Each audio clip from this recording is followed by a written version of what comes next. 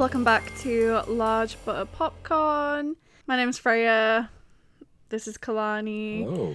Every week we sit down and just talk about the movies that we've seen at the theatre this week. And yeah, that's really all we really do. Yeah, see the movies and what we thought, our thoughts, anything we noticed, etc. Yeah, this week we are talking about Gert, the newest Sony Animations little movie. The GOAT. We're talking about Hoppers, Pixar's newest animated movie, The Bride, and also Titane from 2021, which we recently saw at SunRay Cinema. Yeah, as part of the Uncomfortable Brunch series. Yeah. What did we watch at home this week? We saw the In-Betweeners movie. Yeah, we only watched the In-Betweeners movie, the second one. Just because I was feeling watching it. But just homesick. No, I wouldn't say that. I know, I'm just kidding. It was just fun to rewatch it. I feel like I watched the first one by myself a couple of months ago, like rewatched it. I think I remember you watching it. And then yeah, I just felt like revisiting the second one, and obviously it was Kalani's first time seeing it.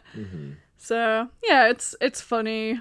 Yeah, saw a couple of episodes of the series. It's funny. There's some standout scenes. Yeah. And we're like, okay, yeah, when they made the movie, they're like, we got to do this. Yeah, we were kind of. The pool scene is hilarious. Yeah, kind of low-key like slacking on our at-home movies because we've been playing a lot of Resident Evil Requiem. Leon's awesome. Yeah, which has been a really fun game to play. We were looking forward to it for a while. So yeah, we're pretty deep into RE9. And also, we've been eyeing up just getting a bigger at-home TV. So yeah, we're looking at 85 inches. So if there's any recommendations, please yeah, we literally went to Best Buy earlier today to, just browse the TVs and see kind of what size we were looking for. I think we want an 85. Ideally, if we had the space, we'd get like the biggest one available, which was like a 98 inch, but we just don't have that kind of space. Yeah, and we did find our dream fridge also, so yeah, that was fun. That was exciting. All right, All right. Going from the top? Yeah, so we'll just jump right into it. So first we're going to talk about Gert from 2026, which obviously, as I mentioned before, is the newest movie from Sony Animations, which also did, Spider-Man Into the Spider-Verse. Yeah, K-pop Demon Hunters and the likes. They're on a bit of a tear the last couple of years. Yeah. It is directed by Tyree Dillihay and Adam Rosette, and it stars Caleb McLaughlin of Stranger Things fame, Aaron Pierre, Gabrielle Union, David Harbour, Nick Kroll, along with a plethora of other well-known personalities. Steph Curry himself. Yep. So, yeah. What are your... Oh, I didn't put any of our ratings down. I know what I gave it. I think I gave it I might have given it a 3.5. Maybe a 3, but I think I gave it 3.5. I was being generous. I think I gave it a 2.5, yeah. Yeah. I liked it. It was so for Goat, I liked it. It was fun. It was a good kid sports movie. I think they made as much use out of the whole animals instead of humans vibe as far as like making jokes and little things like that. I think a lot of the visual gags of them being animals was really done. Yeah. You know what? Yeah, no, this is one of the things the movie actually did really well.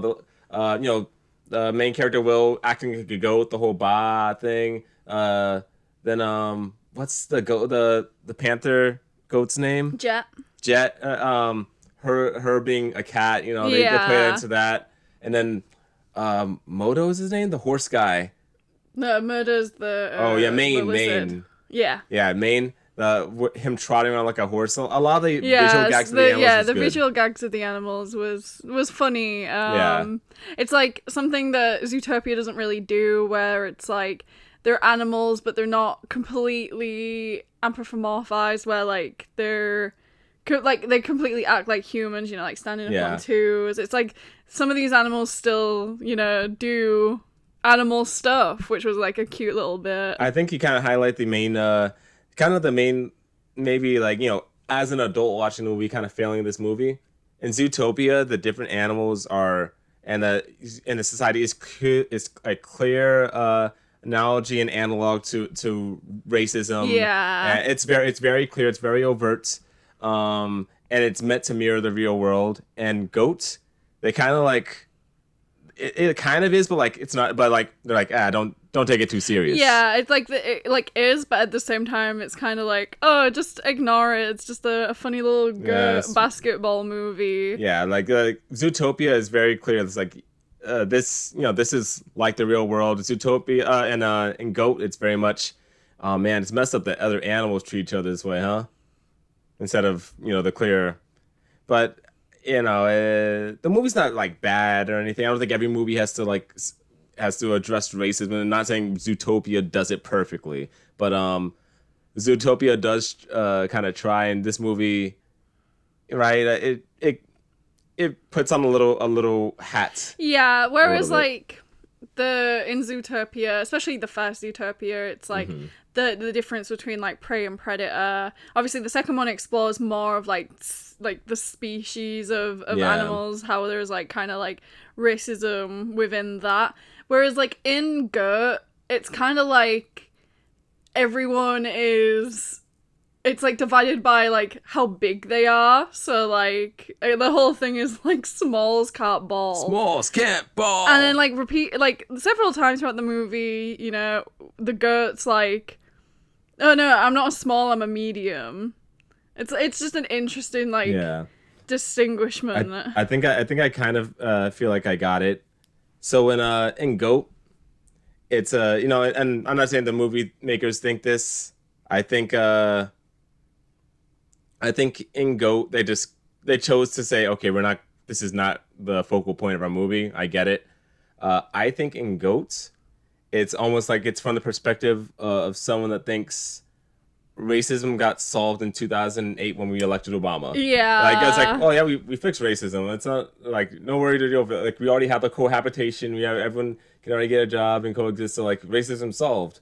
And because of that, no one really kind of goes any further into this. Yeah. So it's fine. Talking about the movie, so we got that out of the way, right? The movie's it's a fun kids sports movie. Yeah, like the especially like the sports aspects of it, like how like the different environments come into play of the little, it's like called Visually, it's very fun. Ball or something. Yeah.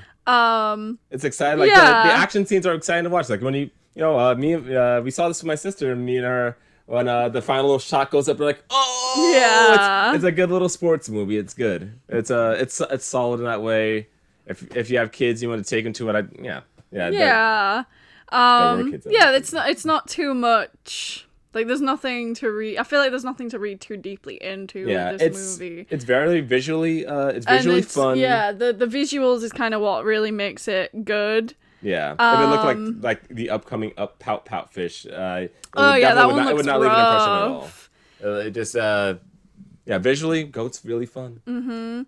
Voice acting was very good. Voice acting's good. They had a great cast. We've spoke about this, like, obviously outside of the podcast, but we both enjoy the fact that the sport is presented as like a mixed gender sport. Like, Jet, who, you know, is the one of the greats, but she's kind of not. She's the LeBron of this verse. Yeah, so she like kind of, maybe your time to retire is coming up, but she kind of doesn't want that. Yeah. Maybe she's not as good as she used to be, but like everyone knows that she's a legend, and she still is like better than almost everybody else. Yeah, we really enjoyed the fact that they decided to make like this legend character like a gal. It's cool. Like, you know, it's important. Little boys should be able to grow up and look up to. It's really cool. A little boy can watch this movie and look up to a girl, in a world where maybe some people might think that's not odd or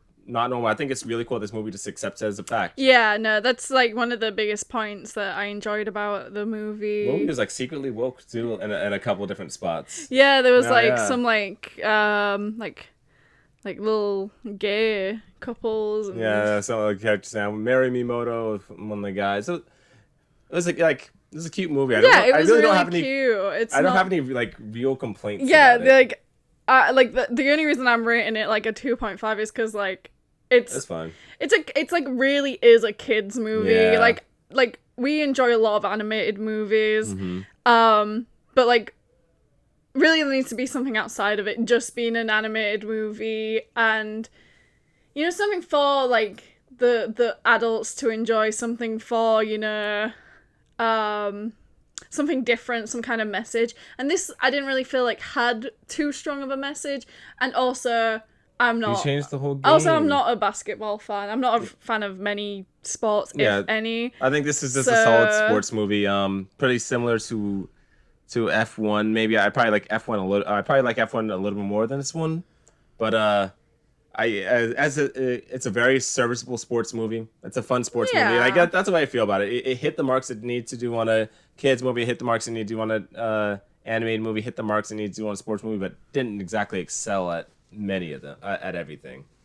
But it was okay. Yeah, like that's the only reason it's like kind of a bit low on terms of a movie that I enjoyed. It's kind of low in terms of that rating. It's just simply because it wasn't. You're not too into sports movies, are you? Yeah, I'm not into sports full stop. Yeah. So I'm not too interested in like a story that surrounds like a sport. But like it's just not for me. Yeah. But I know that there's people out there that will like enjoy it. So in terms of like rating it objectively, like I can't rate it like lower than I like. Yeah, I don't think you have to like. I think you've explained how you feel. Yeah. Yeah. Yeah. I think I said I gave it a 3.5. I might just give it a 3. That's okay. Yeah. Like, you know, I'm not gonna think. I like the meme of saying he's the goat and everything, but like it's fine. Yeah, the characters were designed very nicely as well. Yeah, like visually, they were all interesting to look at. Mm-hmm. Oh, Jet's so bad. Yeah, Jet was. Yeah, she was like. You could tell she was like a toxic partner, but it's fine. It's fun. Yeah, they know more into the visual side. They lean more into like them being animals, and Zootopia they're more, like you said, anthropomorphized. Yeah. And this one they're more like animalistic. Yeah, and it's something movie. Different. You know, because like of course this movie's gonna get comparisons to Zootopia. Yeah, like if you're like, oh, they're compared, so of course we are. It's talking animals, of course. Yeah, it's something that sets it apart, which is a part of the movie that we really enjoyed. Yeah. Are they technically different genres? Yeah, one's a sports movie, one's like a buddy cop movie. We get it. Did you want to move on? Anything else you want to say? Nah, done with the goat. Yeah, not much else to say about the goat. Next, on Friday, we did a double bill. So first of all, we saw Hoppers from 2026, which is Pixar and Disney's newest movie. This movie is directed by Daniel Chong, who has been involved with a lot of other Pixar projects, as well as being the creator of We Bare Bears, the Cartoon Network show. This stars Piper Kurda, Bobby Moynihan, John Hamm, Kathy Najimy. Oh yeah, a bunch of people in this one. Dave Franco. Yeah. As well as a bunch of plethora people. of other people. A lot of SNL but those alumni. are like the main characters that are in this movie. I rated it a 4.5, and I believe I did the same. Yeah, we both really, really enjoyed it. You know, people have been very critical of Disney and Pixar's latest releases, you know, from like Elio to like Strange World, Returning Red. People have been very critical of, and we have been staunch defenders of Pixar and Disney. A lot of people have been saying, oh, with this one, the tides have kind of turned. A lot of people are saying Pixar is back. They never left. Mm-hmm. They never left. Maybe a couple of movies that are just decent or good. They never left. Turning Red is still like is a top 5 Pixar movie for me. Yeah, Turning Red's like probably one of like, if not my favorite Pixar movie, is like at least in my top 5. Yeah, like they never left. You know, between Soul, Turning Red, what was the other one that we saw recently? It was pretty good. Oh, obviously, Elio. Elio's cute. Elio's fun. Yeah, Elio's great. On Inside Out 2, obviously. Inside Out like 2. Not so much like all the sequels minus Cars 2 have actually just kind of been great. And every time one of the sequels comes out, people are like, man, why are they making this? One, gangbusters money. Yeah. And 2, they all happen to be really good. Yeah, so we've been really excited for this. We were looking forward to it, and we were not disappointed. This movie is great. This movie is awesome. A lot of this movie is very funny. Yeah, I cried in this movie. George grabbed your heart. Yeah, so a little bit of spoilers, but it follows a girl called Mabel who's very into animals, you know, and like conservation, and it's part of how she connected with her it's grandmother. part of how she it's very connected with personal her to her. grandmother, It's what and, like, she feels strong about. Something very therapeutic for her. Yeah, we get like shown from the beginning that sort of her grandmother's the only person who really understands her. Mm-hmm. And you know, we follow this story of her trying to save this glade. Yeah, save this glade, save the animals, and obviously it leads to a kooky adventure where she ends up inhabiting the body of a robot beaver. Yeah. And infiltrating the animal world. On paper, this plot actually like it makes no sense on paper. It's actually insane. Yeah. She goes into the body of a robot beaver to infiltrate the animal world. And the animal world she infiltrates is insane. It's insane. The hierarchy, the society, it's insane. And it's this movie really leans into it, leans into every aspect of it that is kind of out there, and it's stronger for it. Yeah. You know, there's like, I feel like there's some real world building in this. Like, we get explained the rules of the pond. It like kind of going on from like Go and Zootopia of how, like, you know, it's acknowledged that there's like this movie, it's acknowledged that, you know, there is predators and prey. We're going from more human to less human to less human to like, oh yeah, we're like, we all have like thoughts and everything, but we're animals. Yeah, it's like, no fake about like one of the rules of the pond is like, when you've got to eat, you've got to eat. So it's like just accepted among them that like, hey, someone's probably gonna eat you at some point. That's how it goes. And, like, you know, the person who's gonna eat you, or like the bear who's gonna eat you, and it's just, yeah, it's really funny. It's absolutely bonkers. That's actually insane. But the movie really leans into it, and it's very charming. You know, you get the impression that, like, you're not just told, oh, this character really cares about animals. You're literally, like, it feels real. To the detriment of her own, like, life social structure, she cares about this place. She's she's irritable. She's like short-sighted. Yeah. And she has a real temper, and it costs her at multiple points in this movie. Like, this is a movie with a very strong main character that is a very well defined main character. Yeah, I absolutely love the main character. Yeah. And then all the side characters from, you know, the animals who she becomes friends with, the King George. Yeah. So I actually kind of feel one way about the side characters.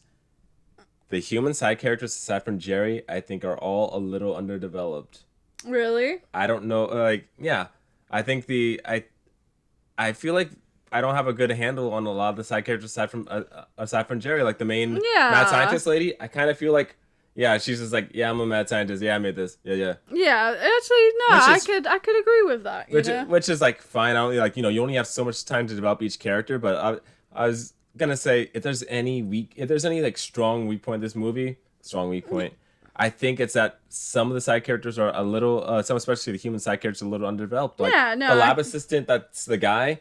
Dude's just kind of, I kind of feel like he's just there. Yeah, it wasn't until I was looking it up that like he's like a postgraduate. Like, so it's just an interesting fact that like when you look it up, you find out, but it's not like shown in the Yeah. movie. And the other assistant is supposed to be like an actual like hired assistant. Yeah. So it was interesting. Something's got to get cut, I assume. Yeah. Probably more scenes of Mabel actually being a student, probably. Yeah. But otherwise, I think like the whole animal side super well developed, and that's what you come here to the movie for. It's something I think they focus on what they need to focus on. I'm trying to like think what we can talk before just straight up spoiling things. Yeah. But there's a lot of moments in this movie are like we've talked about how outrageous it is. Kind of a lot of moments in this movie just they lean into how bizarre this is. There's the squishing of both one character and the attempted squishing of another. Yeah. That are absolutely insane. We were in a theater full of children. I was like, Yeah. What the fuck? I know. I had to tell you to stop swearing. They can't hear. It's fine. And I think the message of the whole movie is a really, maybe not, the most ideal message when it comes to environmentalism, but it's the most realistic message that I feel like could be delivered, where it's like, we're not able to go back to being able to like have this land a lot of the time for animals. There is going to be times when animals get displaced, and it is unfortunate, but it's more the learning the best way of doing it, the best way of keep making sure that animals have their place and we have our place. And although that might not be the most ideal message, because I don't like when you hear of like animals being displaced in order to like erect homes or erect another Walmart superstore. And the very least, they're able to kind of preserve the glade. Yeah, but there's ways to be able to do this where it's like, if there is a large population of animals in some place, maybe consider somewhere else.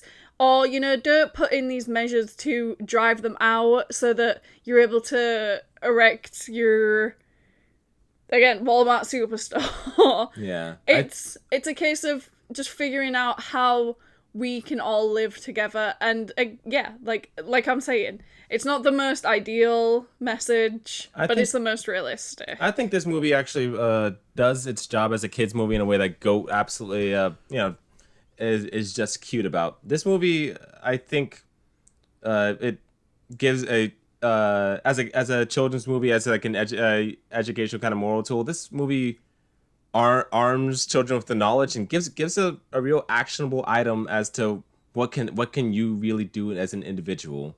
And they give action items. You can petition. You can protect what's near you. You can visit your national parks. You can appreciate nature wherever it is. You can talk to your local politician. Yeah, this movie really it gives like kids real action items aside from just a feel good smile saying, "Man, he really changed the game." Like I think this movie arms kids with that knowledge, and they do talk about preservation of like the only reason he's able to kind of even get rid of this place is because he displaced the animals through nefarious means, and I think the movie's message is that it's important to preserve the space because we are all in it together. At least we don't need to destroy it for an interstate at least. Yeah. And yeah, there's like a joke where it's like, say 4 minutes. Yeah, this road's gonna save commuters 4 minutes, and that's like hilarious. This movie. I'm trying to think. I've heard some people say I've heard the advertising even call it the funniest Pixar movie. I'm thinking jokes per minute that made me laugh. This one is up there. Like jokes per minute that made me laugh. I agree. The visual gags, the actual dialogue is pretty killer in this. Like George doing the orchestrating the whole chorus of animals with his bald spot hair waving in the wind. That's hilarious. Yeah. Yeah, there's some really, really good bits. It's charming, it's funny. Yeah, it's sweet. It's sweet, it's wonderfully animated. People shit on Pixar's animation for some reason. I mean, they're the best. I don't know what to say. I still think they're the best in the game. That's it. Obviously, there's the Sony Pictures animation style that's think quite people, popular at this time. I think people are gonna get sick of that kind of style in the like they have of Pixar's, where it's everything becomes they've done it too much. Like at what point?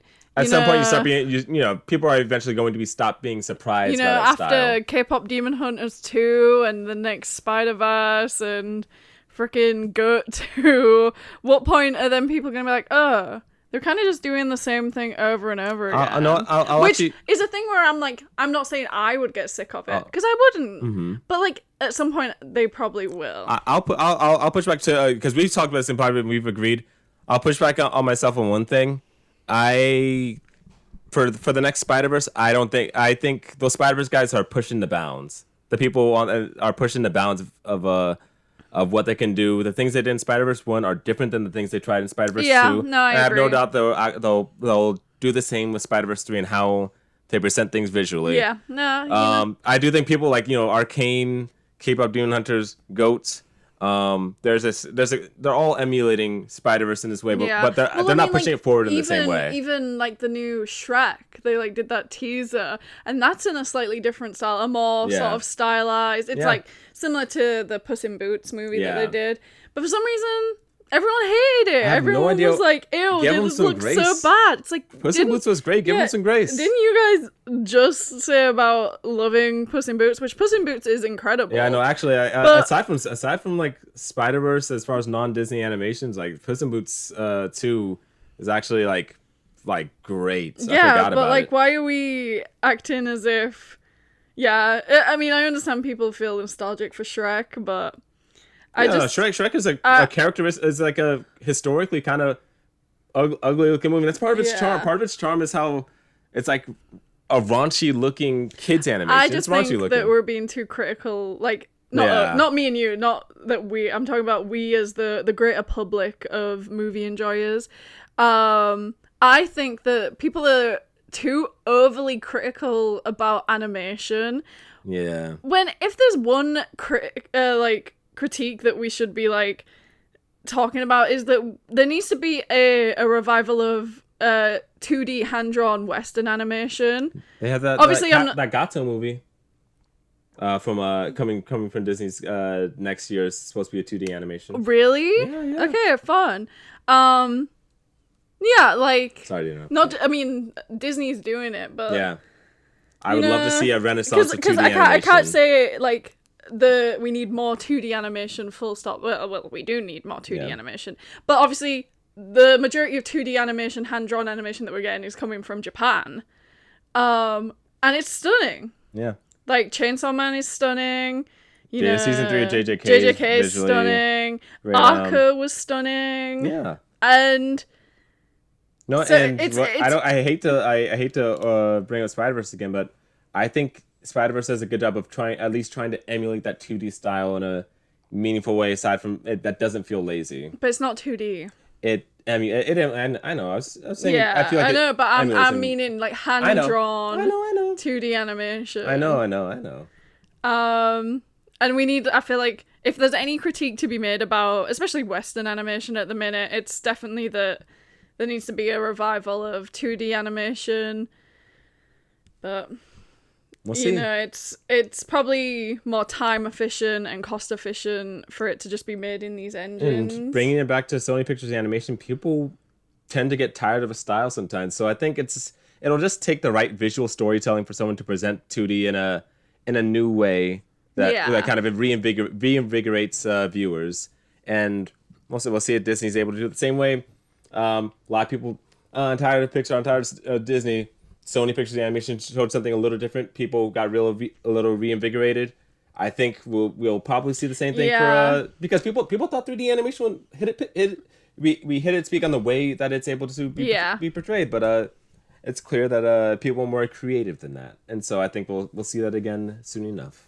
Yeah, I mean, I feel like the last especially like Princess and the Frog, was that I feel like that was the last Western 2D animated movie that really... I'm thinking. I feel like that's the last big tent pole. Yeah, that was like big, so...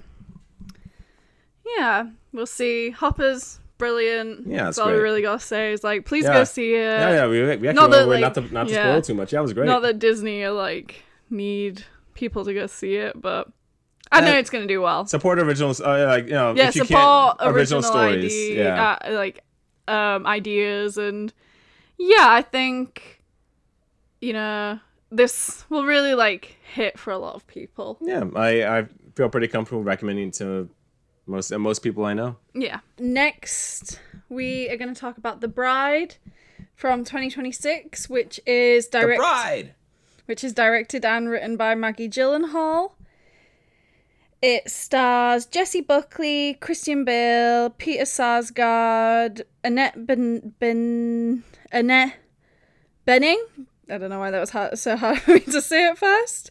Jake Gyllenhaal, Penelope Cruz. Yeah, I rated it. I think originally, from when we first got out of the movie, I was thinking like a 4. I do think my rating's gone down to maybe a 3.5 now. Yeah. The more I thought about it, I kind of was like trying to be inclined to like it since it's received so much. We went in ready to love it. But Yeah, it's received so much criticism. It's been a divisive movie. Yeah, I would definitely say so. And to audiences, off rip, there's a lot I really like about this movie, and there's a lot that like just didn't feel complete. Yeah, it like just didn't feel like it. And there's a lot that's just like what out there. I appreciate the attempt. Yeah, exactly. Yeah. So this is Maggie Gyllenhaal's second movie that she's directed. Mm-hmm.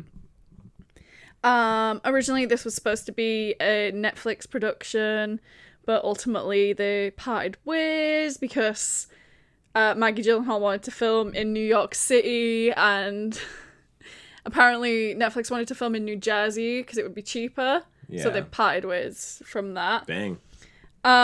Which, you know, it's always, we're kind of like... Artist gonna artist. It's kind of, yeah, it's Netflix, it's kind of... And also, like, yeah, we're kind of like Netflix, too. yeah, kind of Netflix haters because, you know, we truly believe the best way to view a movie is to view it in the movie theaters. Like, I loved Frankenstein from last year. I don't think I would have loved it as much if I didn't see it in the movie theater. Yeah, I'm glad we were able to. Yeah. So, yeah. Well, straight to the things we like the most. I really enjoyed the relationship and romance between Frankenstein and the Bride. I really did enjoy that. It was, but when Jessie Buckley killed it, obviously. Both of them. But her and Christian Bale have a great chemistry on screen, and I think the progression of this romance isn't boring. It's not boring. It's an interesting progression where it kind of moves forward, moves back a couple times, and bit of a spoiler, but it almost gets reset to zero in a very optimistic way. And it's as a love story, I actually really, really, really, really enjoyed that. Yeah, part of me the movie. too. I liked both their portrayals of both the characters. You know, the Bride is kind of more unhinged, and you know the more I guess the more extroverted person in the relationship. Very less not unhinged. What's the opposite of like controlling your inhibitions? Yeah, but then I guess like she is kind of giving like, "Hello world, this is my first time on Earth." She's there's a contrast with Frankenstein, who's lived at this point 100 years and knows the ways of the world and knows his limits, and in her head there are why would there be a limit? Yeah, and then like Frankenstein is more is kind of, I guess like kind of giving like gentle giant in a way where he's kind of like this more introverted. Yeah, he's been hurt, he's been anxious, damaged, he's scared, he's angry, scared, he's alone. But, you know, he's been alone. Yeah, he's been alone, but then he kind of is so in love with the Bride that he's kind of willing to do like anything to please her and make sure that she's happy. You know, like she goes off on these sort of mad tirades, you know, like And he indulged. Yeah, arguing with people, you know, like threatening physical harm, and it's kind of like he will. I think in a way that he in both indulges and encourages it, but he Yeah. also just completely admires her. Yeah, he like because he admires feels how like he probably feels like crazy he she can't. is. He feels like he very much admires that, and I hate how much I really, really, really like their relationship Yeah. and that progression. What else was? Yeah, I mean, obviously we were like married and in love, so it's very easy to like Yeah. be more inclined to these like lovely like love stories. And it also is a little toxic. It is Yeah. there are lies. It's not a like relationship formed on solid ground, and that's part of the relationship too. It's messy. It's parts of it are a little toxic. It's I think it's well developed. I like Yeah, it. me too. What else did we like? I love the musical numbers. Yeah, not musical numbers. The dance scenes. There's like a dance scene. Yeah. Which is really fun. Again, it kind of highlights the sort of unhingedness of the bride, which is really fun, and kind of this influence she has over people. She seems like she's very magnetic.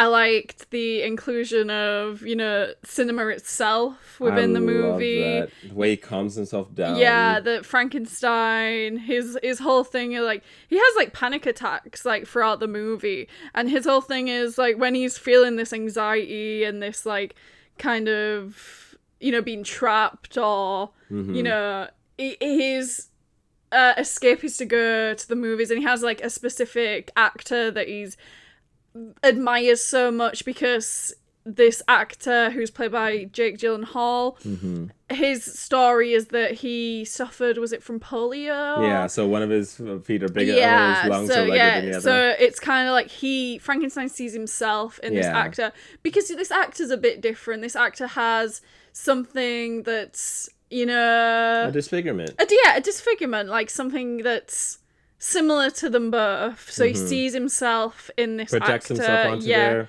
Projects himself into the movies. There's a very cute scenes where he's watching the movies and all of a sudden he sees himself he'll there. see himself like the he will be in the movie. That's one of the things I love about this movie. Yeah, I like love, when we talk about it, I love that about this movie. Yeah, I love that aspect. It's very stylized. It has a very specific stylized aesthetic, which again is very enjoyable. Oh man. It looks very nice. I like it. Maggie Gyllenhaal. Costumes are great. great. Maggie Gyllenhaal, she's the freaky older sister, which, I relate to. So it's like, you can, like, as someone who's, like, very particular about, like, aesthetics and, like the style, like, having something it had stylized. to be New York. I can, like, I appreciate it so much how nice it is to look at and how interesting it is to look at.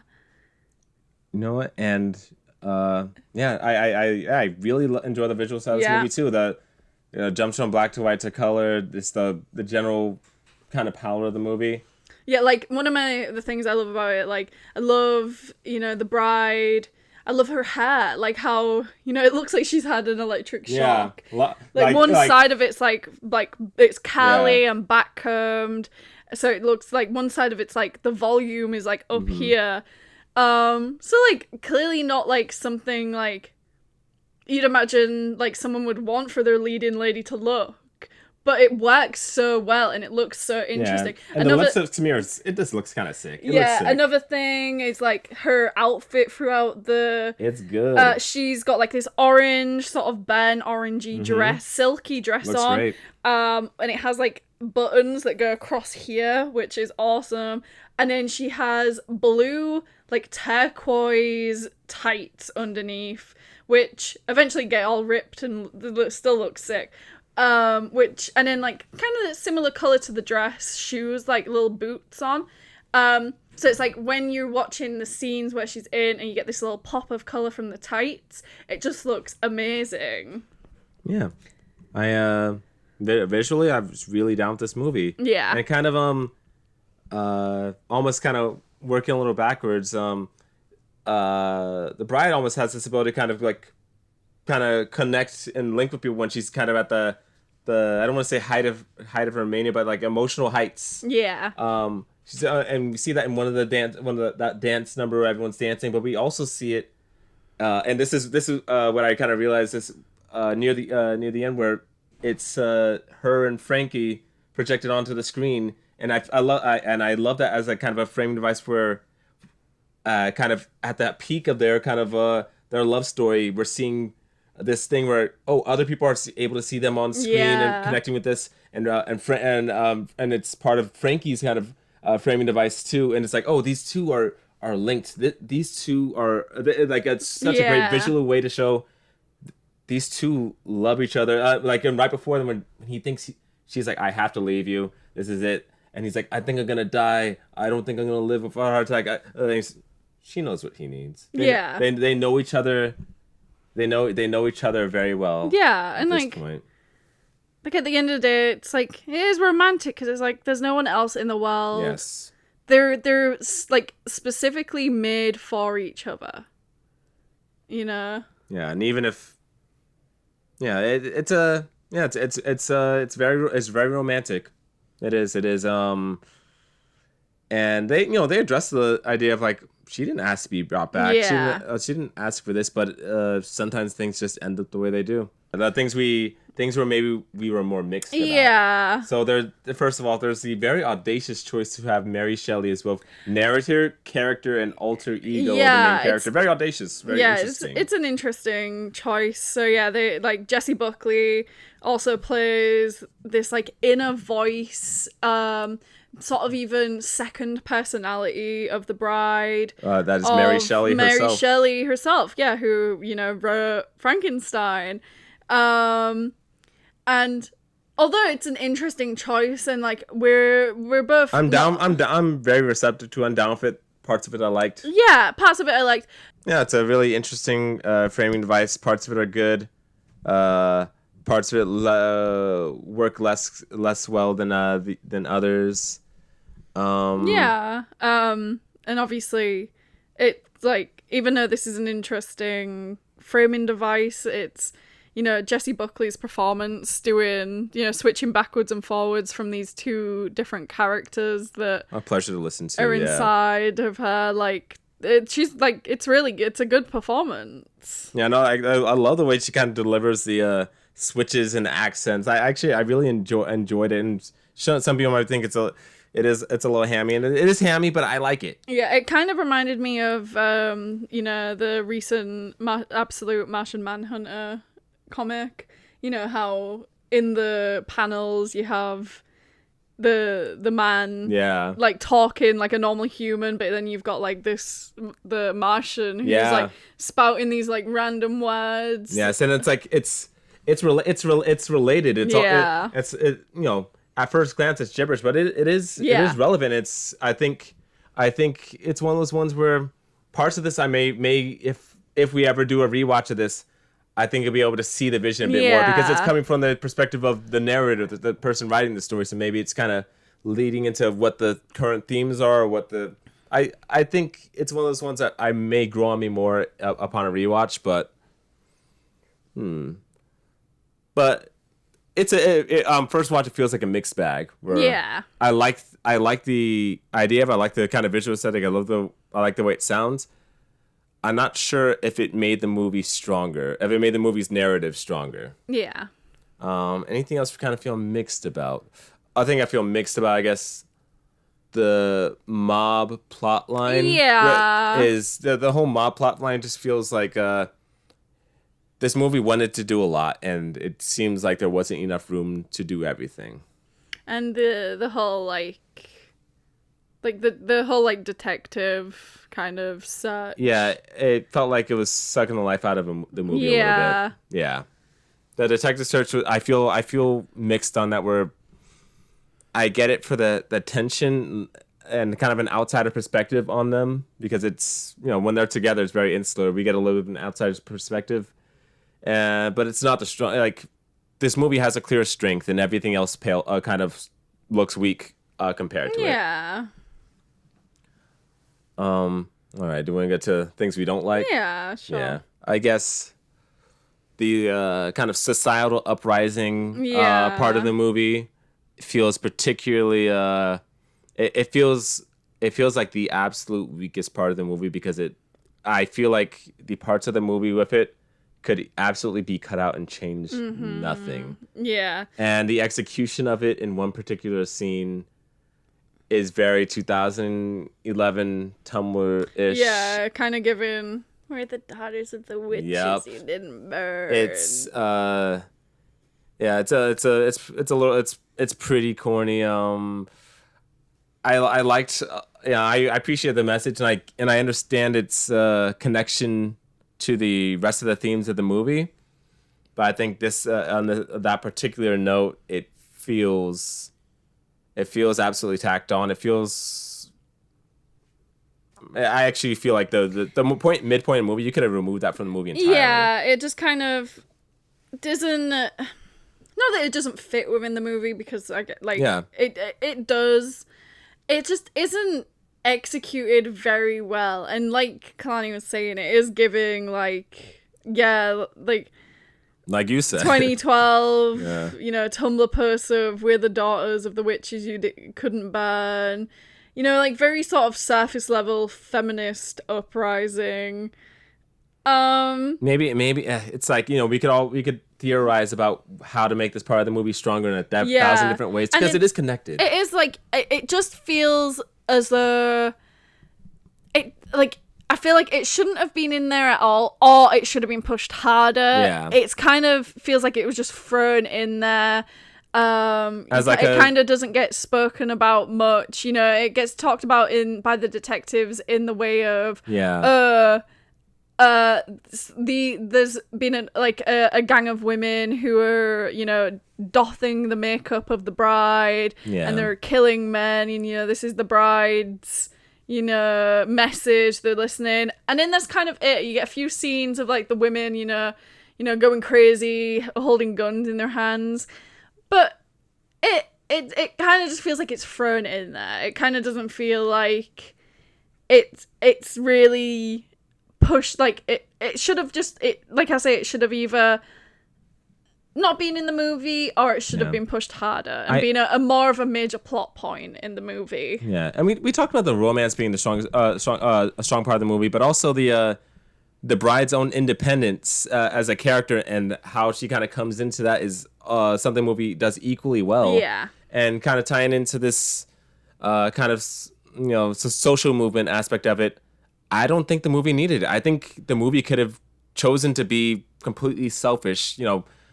Screw society. Your own agency is a movement in itself strong enough. I think the bride's own agency and her coming into that and her deciding what she wants and how she wants it is enough of a kind of a social half of this movie to where that I don't think it needed this part that social movement part of the movie to be a strong to have a strong message. I don't think it needed it. It felt like a complete I think if maybe that part of the movie stripped out and the detective parts of it maybe had a bit more appeal. I'm not sure how to say it. This movie could have been. I wanted to truly love it. I liked it. I really liked parts of it, but parts of it it's a messy movie. Yeah, I feel like the strongest points, like they don't like. They're good, but they don't feel like good enough to make up for the weakest points of this movie. Yeah, I wish it spent more time just going all in on what it was good at. I hate like talking about it sometimes because I realize how much I really liked parts of it. Yeah, me too. I realized how much I really enjoyed a lot of it, but a lot of it absolutely unfortunately, some of it I just wish it just straight up wasn't in the movie. Unfortunately, the thing that you need to be the strongest part of the film is the story, and there was a lot of weak points within the story, so that's unfortunately why it's just not the strongest movie that I feel like it could have been. Strong A plot, pretty weak B plot, extremely weak C plot. Yeah. Before we move on, I do actually want to, I forgot there was a note I wrote about the bride. When I was like looking up stuff, apparently some of the more like violent scenes from the movie were cut, especially those including sexual violence. So I guess it was maybe more intense. I see. And that was in response to a negative test screening. Dang, these negative test screenings, what could have been sometimes. There's also a scene cut from the movie that apparently included Frankenstein licking the black vomit off of the bride's neck. Oh yeah, that would fit pretty well in the movie. He had decided before she was even born that he was obsessed with her. Yeah, that would have fit. Might have fit. Yeah, so yeah, it was just it might have been a bit more intense, maybe even a little bit more sexual. Yeah, like they're monsters, but yeah, maybe lean into that monstrous. Yeah, maybe that could have, helped it out a little bit. But we're going to move on to the next film. So on Saturday, we again went to the SunRay Cinema in Tampa, who were hosting Uncomfortable Brunch again. This time they were showing Titane, the French film from 2021. This film is directed by Julia Ducournau. And she also directed Raw from 2016 and Alpha, which had its festival release last year, but it's set to have a more wider release this year at some point. I think supposedly this month or next month. Yeah, we did see a trailer for it at AMC, when we saw Kokoho. Yes. Yeah. So hopefully we'll get to see it soon. 'Cause Titane was really good. I think I rated it a 3.5. I did enjoy it, not as much as I've enjoyed other films in this sort of domain, but I did enjoy it. I think I might be. I don't think I've rated it yet, but I think I'm landing in about the same spot where I think the real thing for this one is I'm having trouble placing the themes. Yeah, I'm having trouble placing the themes. So this isn't like a criticism. It's just right this second I'm still working through trying to connect to certain things and deciding how I kind of feel about it. Yeah. But we just saw it yesterday. It was good though. Yeah, it was good. I wasn't. Yeah, both of us weren't aware that it was a foreign language film until we started watching it. When we started, I was like, "Oh, the beginning's in French, huh?" Yeah. Even then. But yeah, so if you're not aware of Titane, it follows a woman who, when she was younger, was in a car crash. She now has a metal plate in her head. She, works as sort of a show girl for car shows in her older age. And she's also randomly a serial killer. Yeah, and whether her being a serial killer is related to her previous head injury, unclear. But one thing that we're meant to understand about her head injuries that might have led to an attraction or anthropomorphization of cars in a romantic way for her. Yeah. Romantic and sexual. Yeah, so she... it's hard to know where to start. Yeah, I know. It is hard to know where to start. She's attracted to cars. She has sex with a car, and then all of a sudden, she's got motor oil, showing up in places where, sexual activity happens. And then starts showing signs of pregnancy. After, having sex with a car, essentially. Yeah, they both seemed into it. The car and her, so yeah. Yeah, the car was bouncing around as if it was alive. The movie kind of starts. It was giving "Hello, Governor." The movie starts off pretty early with hitting you with two whammies. She's a serial killer. We learn that, and then about 30 seconds later, we learn, oh, she's having sex with a car, and the car is doing a lot of the work. Yeah. And so it's interesting with the whole movie. You're kind of hit with that surprise, and you're kind of still processing it. The entire movie is you are kind of left wondering, did that really happen, or is was it in her head, or but she does like show signs of pregnancy. Yeah. So If it's literal, then it's literal. I'm willing to take it at face value and say it's literal. You know, I know.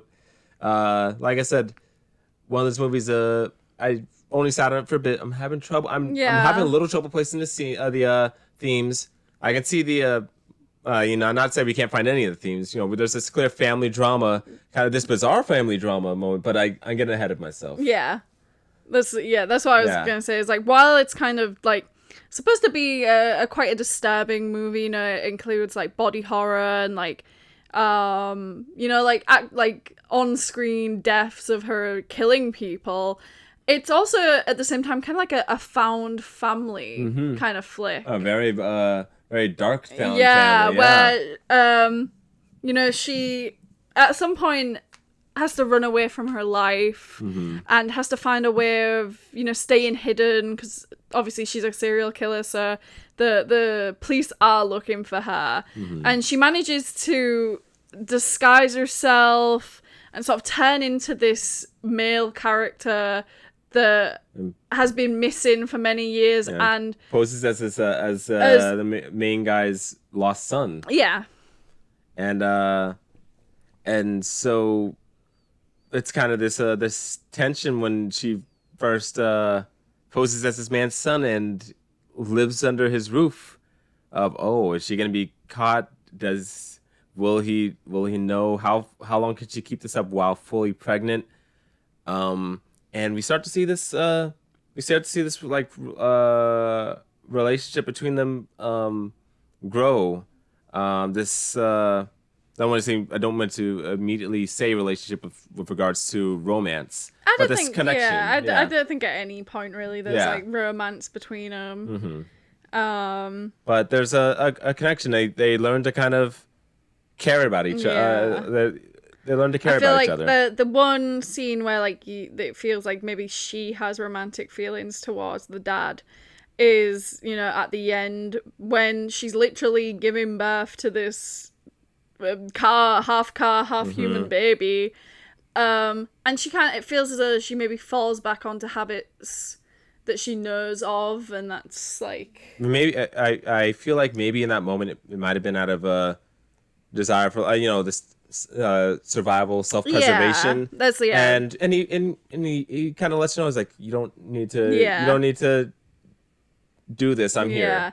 And like it's established that the dad knows that this isn't really his son. Early on, he knows something isn't right, and he just chooses what to believe. Yeah, and then it becomes like a mutually beneficial relationship for the both of them, because he gets his son back. He gets to believe this sort of fantasy that he's living.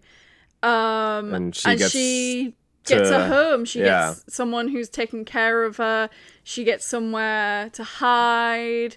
It's very transactional at first. It even gets to a point where like the wife of the man who's taken in Alexia, ex-wife, I guess, or I guess we don't know. Yeah, well, yeah, the ex-wife of the man whose son's gone missing, who's taken in Alexia as his son. She comes and she knows straight away that this isn't our son. This isn't their son. But she kind of, even at the point where she knows for 100% sure, because she like walks in on Alexia changing, so she sees like that she's a woman. She sort of feels pity for her, and then also is like, you know what? I'm not gonna say anything. Just, you know, look after him. Yeah, he needs this. So he needs this, and just I'm not gonna tell. Yeah. Yeah, and so throughout the movie, there's a bit of a tension, but that tension starts to dissolve at a point, and the movie kind of lets us know when it's fully dissolved. But you feel it. You feel this less tension of, oh, what if he figures it out? What if he finds out? You start to be like, yeah, will he really care? He seems like he's down with it. You know, he knows something isn't right, but he's fine. And she can't keep this hidden forever. Yeah. At some point. And so as they kind of coexist, become more comfortable. There's one particular scene I've had trouble digesting, like kind of placing. It's when she's near the end, when during the big dance party, where she kind of just goes mask off and starts kind of doing a striptease dance on top of the fire truck, kind of outing herself as not normal. Yeah. And I'm wondering, that's at that point she's just a real desire to be seen as herself, be accepted as herself in that moment of after hiding for months and months and be seen by one person. Or maybe Ivory. Yeah, no one, I'm not, you can't keep it up forever. Yeah. I'm still kind of guessing around because I'm not sure. I'm not 100% sure either. But I'm that's how I'm feeling about that one. That's how I'm going. That's a vibe I'm going for right now. And in that moment, I think that's like her real reach out for help to him. To like, I can't hide this anymore. Yeah. And physically, emotionally. Yeah. And very soon we start in. That's when the movie kind of hits its climax of okay, she can't hide this anymore. This pregnancy she was induced with starts like clearly needing to give birth. Yeah. And they're both kind of forced to deal with it. Yeah. And yeah, I'm like at the end, unfortunately, she doesn't survive the birth, but it kind of ends on a sad note, but at the same time, this baby who is like, he's like a regular baby, except he's got like a metal plate. Metal baby. Metal baby. Now the dad has. He's not alone. He's not alone still. Yeah. She don't leave him alone. So it's a bittersweet ending. Yeah. So like I really got to sit with him more. Yeah. I really am having trouble placing the theme of her giving birth to the metal baby. Yeah. Is it more of a let's maybe brainstorm out loud. Do you have maybe being kind of being neurodivergent and growing up and having a child and worrying about that child having to go through the same worrying about that child having to adjust in the same way that she clearly, even before the accident, maybe socially didn't, or let's say just after the accident, socially had trouble connecting with others. Bad idea. And the idea of giving birth to a robot baby, or a baby that's not human or part robots, a bit problematic. But this idea and this kind of fear of passing on passing on the same kind of personality, and having them go through the same struggles is something that might weigh on a lot of people's heads. Yeah. And maybe the movie ending with her giving birth and leaving him with a child because she trusted that he would be able to take care of the child the same way he took care of her. Yeah. No, that's a good thought. Yeah. Yeah, I think that's what I'm feeling like. Yeah, no, it's good. I wasn't sure really what the ending was doing. Like, I couldn't tell if she died simply because of the body horror of it all, or like pregnancy in itself is a body horror. Yeah. Oh, true. So it was I'm feeling pretty satisfied with that right this second. I think it's good. It's definitely it's definitely an interesting and it's definitely an interesting watch. Yeah, I didn't want to say fun because a lot of it isn't fun to watch. Oh yeah, no, so much. I had so much cringing. Yeah. I had so much like, oh man.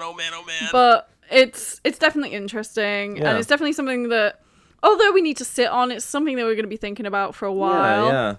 No, it was good. Before we kind of started talking about it, I was like, I'm feeling a 3.5, but like truthfully it could go down to a 3. But now I'm feeling like, we could say at a 3.5, maybe go to a 4. Got to sit on it. Yeah, no, I agree. If we're completely off and we're such big idiots and we missed the entire point of the movie, let us know. Sure. I'm not perfect, but I'm feeling a lot better like we're talking that one out. Yeah, Yeah. we enjoyed this movie. We're always happy to see one. Super happy to see anything that's unique. Yes, Absolutely definitely. unique. There's one movie in my head where I was like, it's a little similar to this movie, but I forgot what it was. It wasn't anything we've seen recently, but it was something I thought of before. I can't remember what. Yeah, Yeah, no, I think it's good. yeah, that's solid. That's what we saw this. That's what we saw this week.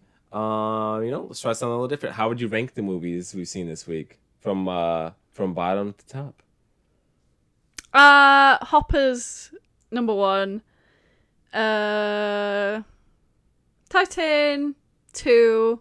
The Bride 3. Goat 4. Same. Like go play. Goat's at the bottom simply because it plays it safe, right? What were you supposed to get wrong there? Yeah.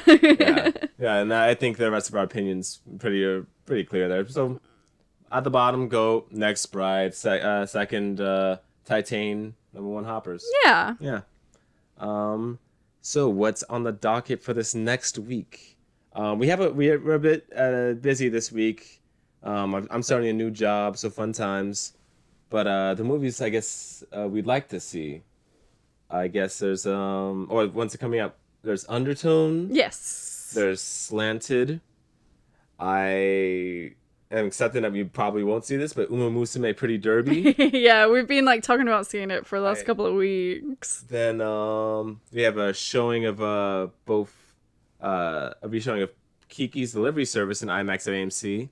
And at SunRay Cinema, we have Boogie Nights in 70mm that we'd like to see. Yes. So we'll see what we actually end up seeing and what we get up to, but that's what's on the docket this week.